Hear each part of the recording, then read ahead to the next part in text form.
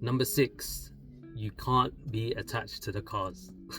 First example I'll give of this is our 2 Series. I've made some videos over on TikTok. I think my first video maybe would have been us changing the black 2 Series to have black rims, and within a week those rims were scratched up.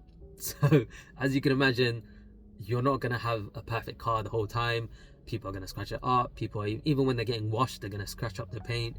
They're going to have little dents and bumps, and the interior is something that is difficult for you to constantly be able to check after the check-in and check-out. All of a sudden you look up and you see, oh wait, where did that stain come from? Where did this come from?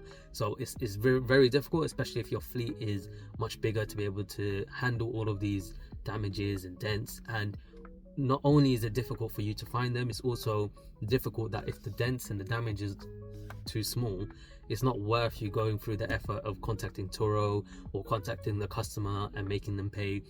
Some customers do pay, and some customers are sorry for the fact that they might damage a vehicle if it's to a point where they're like, okay, I've actually damaged it. But then some will just be like, no, it was there before, or it's not that deep, or they'll just blank you and you won't hear from them again. And there's not much you can really do with it unless you go to Turo, and then Turo deals with it themselves. But the issue with that is then your excess comes into play. But yeah, back to the point at hand, is that these cars get damaged quite a bit. One of my favorite cars was a BMW 3 Series, which I'll put a picture up now. Also, one of my first few TikToks where the customer was at a roundabout, and I think he was speeding on a roundabout. He slid out and he went straight into a pole. So obviously that was written off completely with my favorite car that I actually really enjoy driving. And that was when I realized, okay, I need to maybe not get too attached to these cars anymore and just drive whatever. One thing that is good is that my personal car itself is a Toyota Yaris 2016.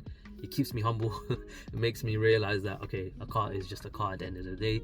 If you have that mindset, I think it'll be better for you going forward on Turo, that if something does happen, it's not the end of the world. I think personally that will be helpful for you going forward. But maybe if you do love cars and you want to get into Turo, it might be the way for you. But don't be surprised if you get annoyed at the fact that people don't respect your cars as much as you would respect them, or understand the value of them.